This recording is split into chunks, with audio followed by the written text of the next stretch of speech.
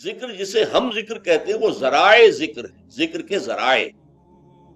اصل ذکر کیا ہے؟ استحضار اللہ فی القلب، دل میں اللہ موجود رہے، یہ ہے ذکر۔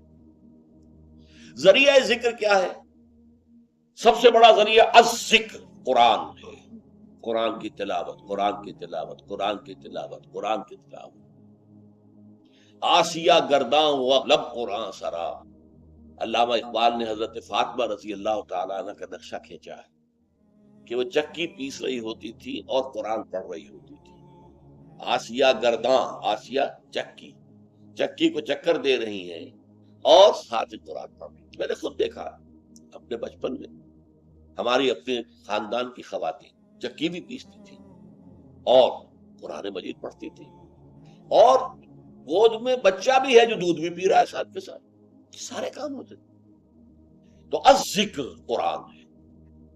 اور نمبر 2، یہ مضمون پھر آئے گا جو ہمارا اگلا حصہ ہے اس منتخب نصاب کا، 5واں حصہ، اس کا پہلا درس سورہ عنکبوت، اس میں آئے گا یہ۔ دوسرا ذکر کا طریقہ کیا ہے؟ نماز۔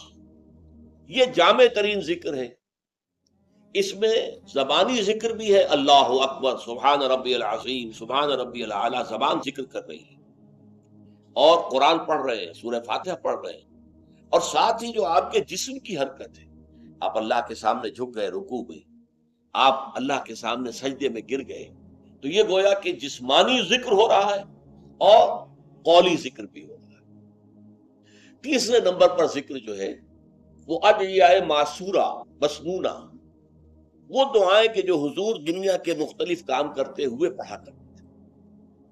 صبح اٹھے ہیں تو دعا ہے، بیت الخلاء میں جا رہے ہیں تو دعا ہے، باہر نکلے ہیں تو دعا ہے، وضو کے لیے بیٹھے ہیں تو دعا ہے، ہر وضو کو دھوتے ہوئے دعا ہے، پھر یہ کہ گھر سے نکلے ہیں مسجد کے لیے تو دعا ہے، مسجد میں داخلہ ہے تو دعا ہے، کوئی کام ہے ہی نہیں، آئینہ دیکھا ہے تو دعا ہے، کپڑے بدلے ہیں تو دعا ہے، یہاں تک کہ بیوی سے ہم بستری کرنے لگے ہیں تو دعا ہے۔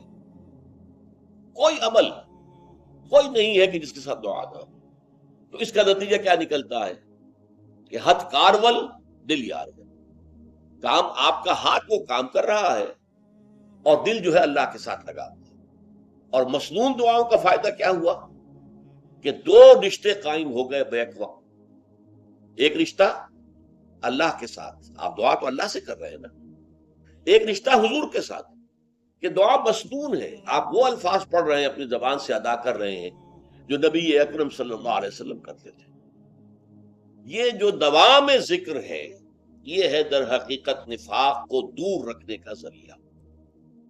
یہ تو جب دل خالی ہوتا ہے ذکر سے، تب آ کر شیطان پھونکے مارتا ہے، اشتعال پیدا کرتا ہے نفس امارہ کے اندر، حیوانی خواہشات کو بھڑکاتا ہے، اور اسی کے نتیجے میں پھر آپ کو معلوم ہے کہ اپنے دینی فرائض کو ادا کرنے میں گریز ہوا، پھر اس میں جھوٹے بہانے ہوئے، پھر جھوٹی قسمیں ہوئیں، اور بالآخر عداوت پیدا ہو گئی مسلمانوں سے اور ان کے قائد سے۔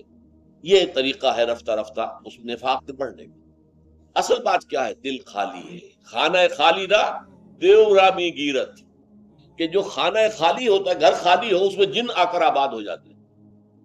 اسی طریقے سے یہ جو خانہ خالی ہو جائے گا، اللہ کی یاد سے غافل ہوگا دل، اس کے اندر جو ہے شیطان اپنا ڈیرا لگائے گا،